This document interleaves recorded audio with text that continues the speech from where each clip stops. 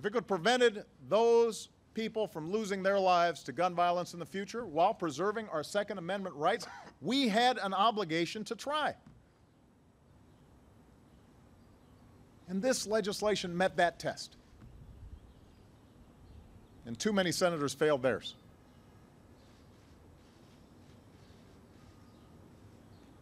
I've heard some say that blocking this step would be a victory. And my question is, a victory for who? A victory for what? All that happened today was the preservation of the loophole that lets dangerous criminals buy guns without a background check. That didn't make our kids safer. Victory for not doing something that 90% of Americans, 80% of Republicans, the vast majority of your constituents wanted to get done? It begs the question, who are we here to represent?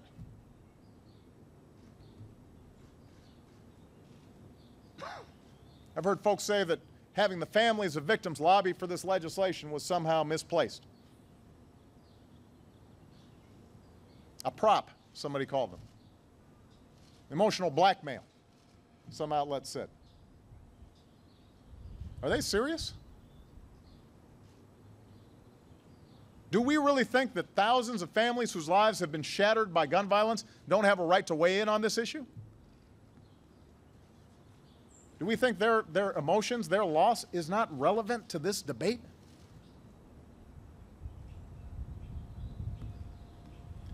So all in all, this was a pretty shameful day for Washington.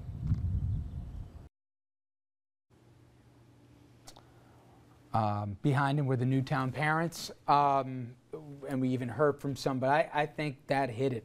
He was mad. And don't you think he's right? If you're asking me, I think it's difficult because we live here in New York where we have strict gun laws, and I know from working here in Westchester County as a former law enforcement officer, you know, we conduct thorough background investigations on anyone that applies for a pistol permit. So I don't understand the rationale behind it. I think the key is, you know, keeping our Second Amendment right, but not allowing guns to get into the wrong people's hands. I think it's key. I'm confused. I'm going to be interested to hear more about it later. Talking about keeping guns away from felons, Dominic, you told me that, you know, that you don't overestimate, you know, that this will get done the right way, and you were right again. I never thought in a million years we'd be where we are here in the middle of April, and it couldn't even get through the Senate. It couldn't get 60 votes.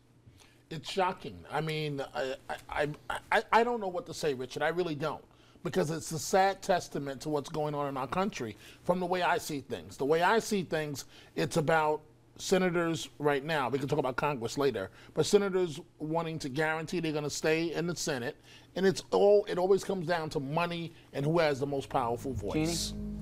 I am not shocked that it didn't pass at 60 votes. You look at the history of gun control legislation in this country, and this is how it's been repeatedly. And the NRA supported this exact bill. They supported this exact bill. And 3/4 of the members still support it. Absolutely. In the past, they did. But gun control legislation has been an uphill battle in the United States. The Second Amendment, and I know I support universal background checks, but for people who own guns, this is a very scary proposition. And when it becomes politicized, it becomes all that much harder. It's not just about... My only point is 3/4 of the NRA. Yes. 3/4 of their members wanted this. Yes, but we're talking about people who are going to be primaried, and 3/4 of those people won't go out to vote. You're talking about a very small percentage of people who go out to vote, and it's a rural versus urban issue. Yep. And you know, I think... I know you're 100% right, but that's scary. I like when you say that, Richard. That's scary, and I think the right word tonight is, I think it's shameful. All right, we're going to be right back. Stay with us.